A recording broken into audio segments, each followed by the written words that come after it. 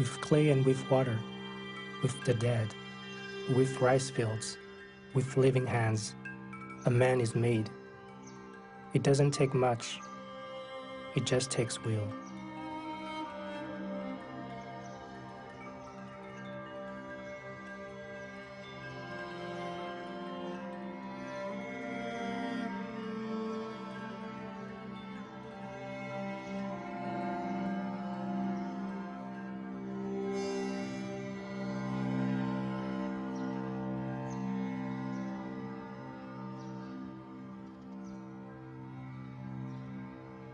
His suit is white, his tie is dark. I want to hold him close. He is my father.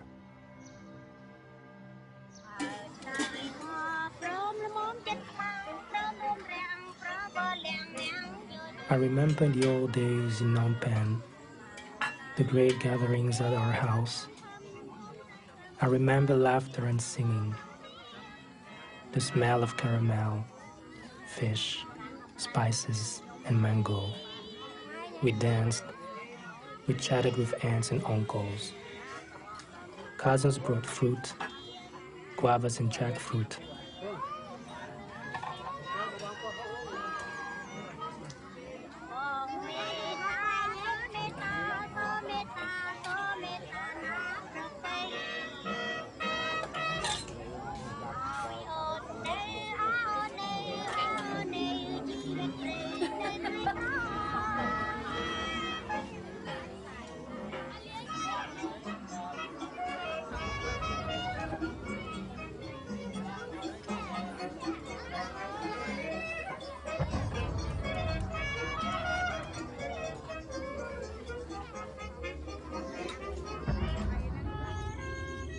It was a time for studies and books. I loved to hear my father read us poetry at night. I remember how sweet life was.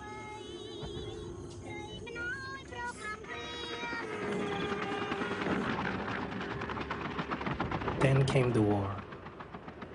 The bombings drew nearer in the 1970s. I remember the first who died, our fear, my sorrow as a child. So many pictures that go by again and again in the world. We think we own them because we've seen them. When we discover a picture on a screen that is neither painting nor shroud, then it is not missing.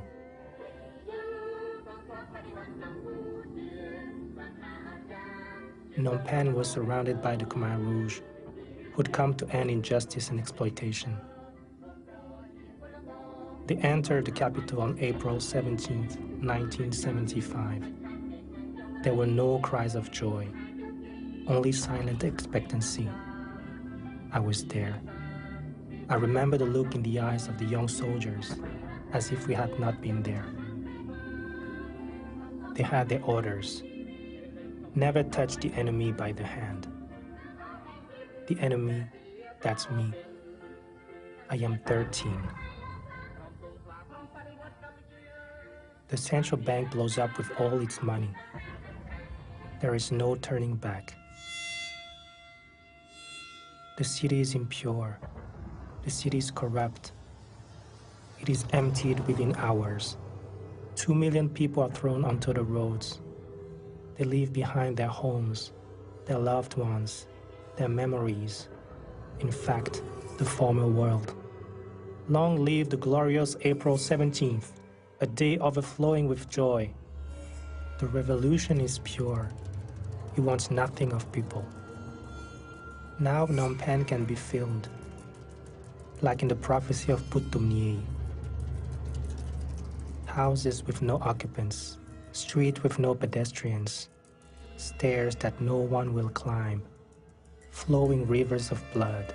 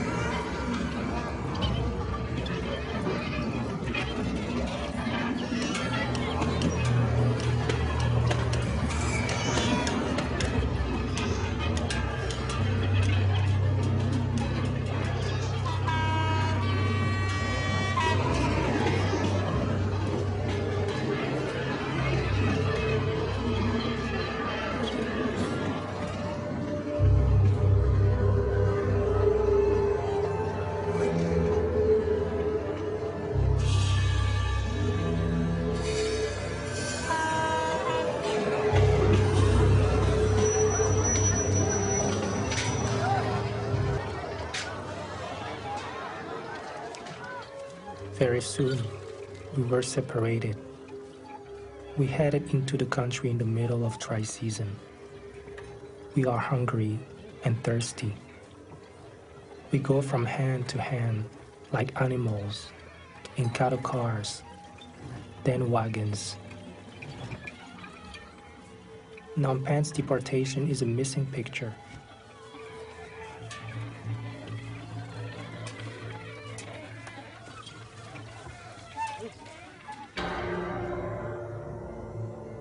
Immediately, the Khmer Rouge counted, then separated women and men, adults and children. Souvenirs were forbidden, all personal effects. Suddenly, there are no individuals, only numbers. They cut our hair. They take our watches, glasses, toys, books. They dye our clothes black. They change our first names. We are the new people, bourgeois, intellectuals, and capitalists, to be eradicated, to be destroyed. You must embrace the proletarian condition. This is the new land that we call them in working units. The Onka takes care of you all, comrades, brothers and sisters, fathers and mothers. The Onka is the organization. It is all. It is each. It is the young Khmer Rouge, the village chief, the head of the torture center, and Pol Pot. They must be watched, these barefoot people of the sand and dust.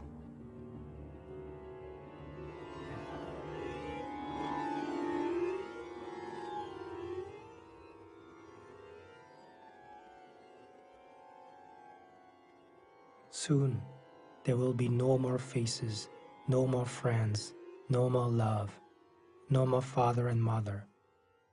Soon, there will be no more emotion, and even words will be transformed. Each being will be a revolutionary, a fertilizer for the rice fields.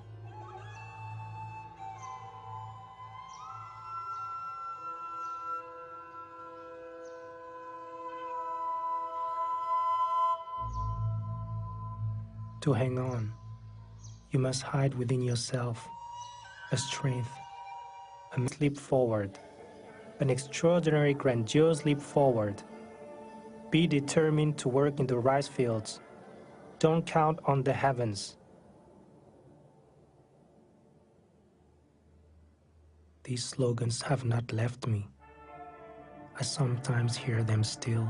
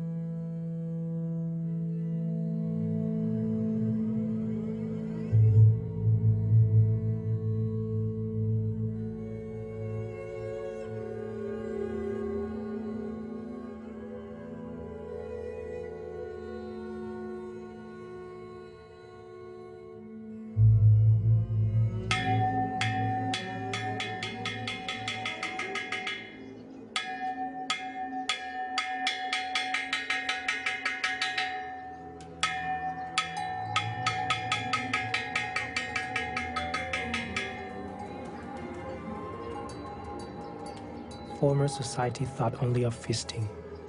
Collectivism is the fertilizer and the fodder.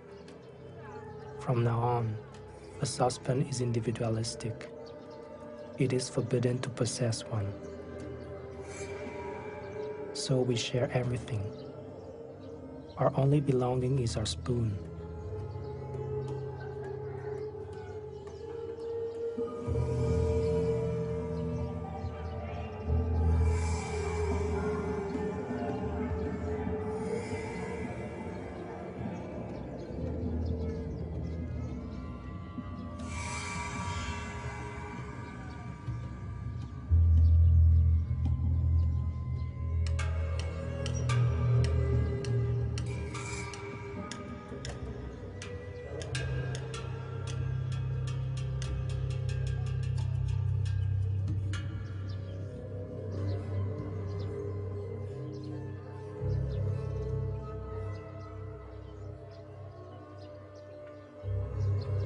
With hunger, you get a man.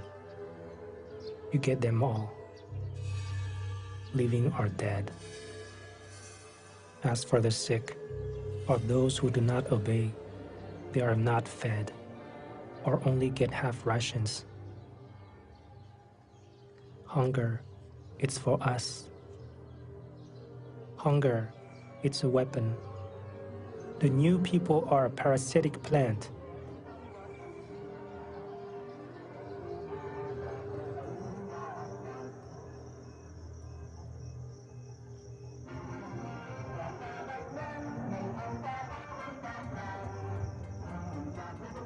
The ancient peoples who watch us live in the granaries.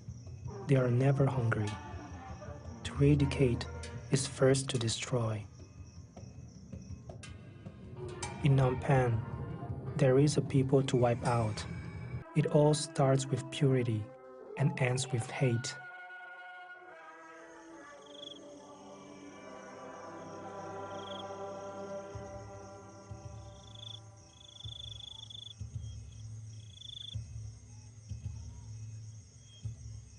I know the Khmer Rouge photographed executions. Why? For proof?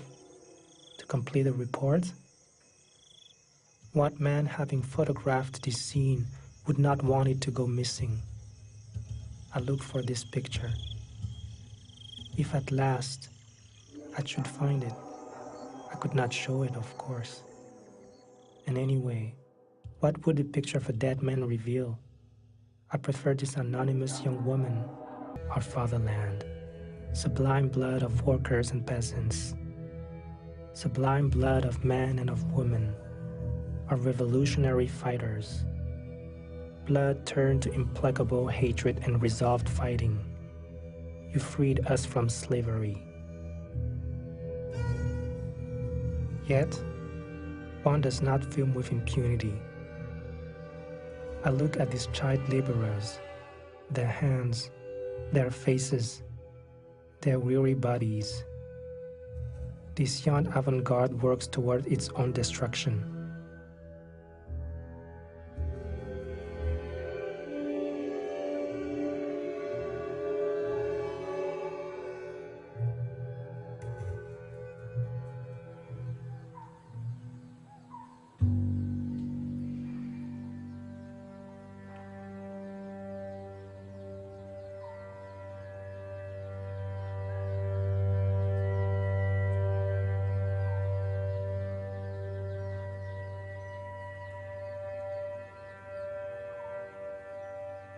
At night, I told stories from before, of ghosts, of witches, of lost travelers, and mischievous children.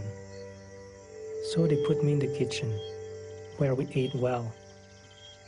I told the story of the Apollo rocket racing for the moon, to these revolutionaries who spoke in numbers and codes, scarlet blood that covers the cities and plains. Do you cover the moon too?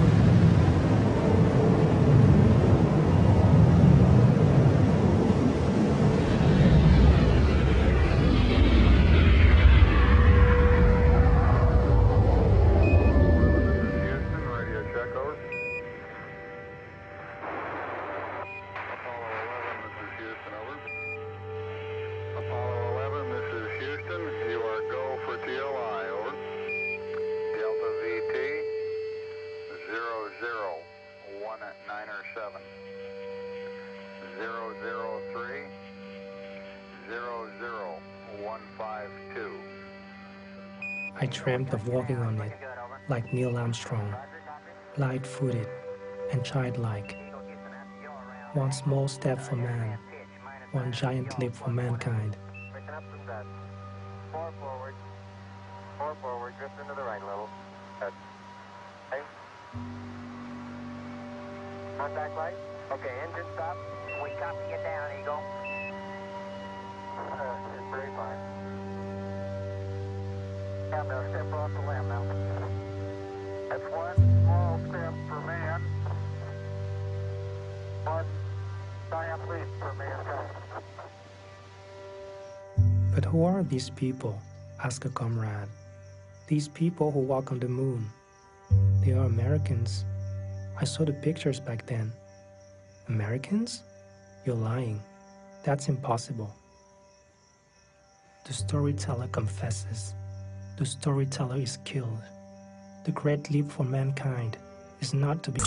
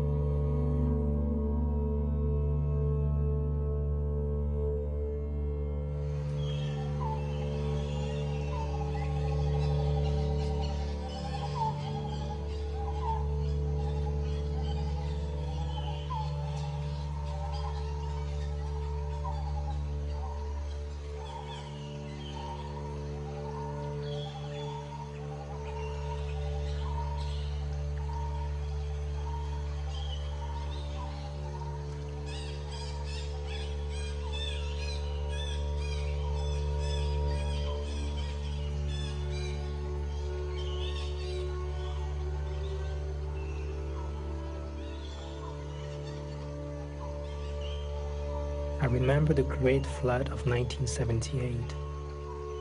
I was already at the labor camp, and we were so hungry.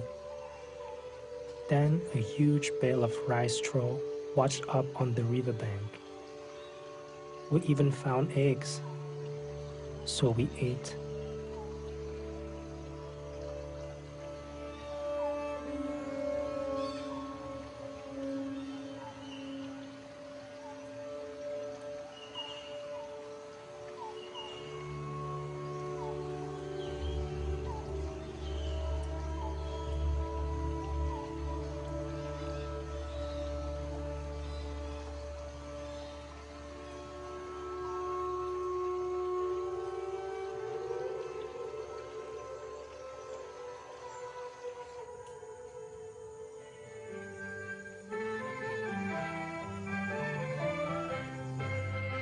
With film too, the harvest is glorious. There is grain. There are these calm, determined faces, like in a painting, a poem. At last, I see the revolution they so promised us. It exists only on film.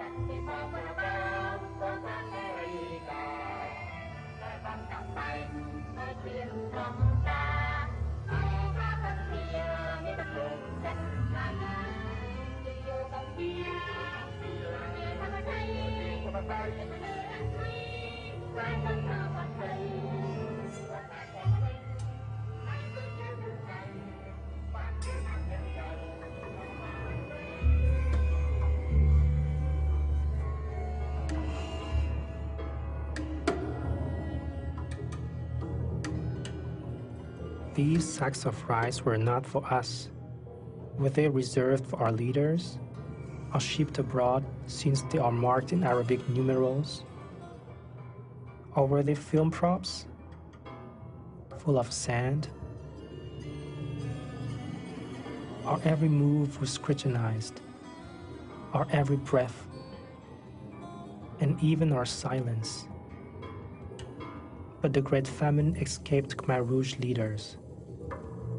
Did they not know? Did they not see? Could they not act? Does the truth lie in the slogans so glorious, or in these pictures that are not missing?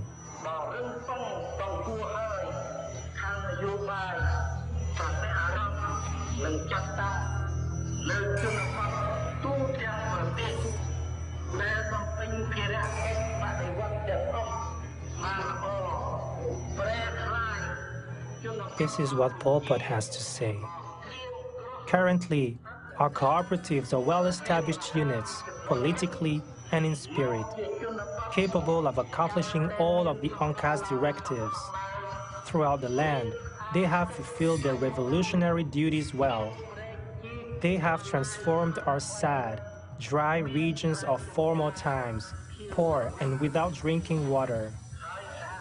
Now, there are ponds great and small, canals interconnecting green rice fields and orchards. These cooperatives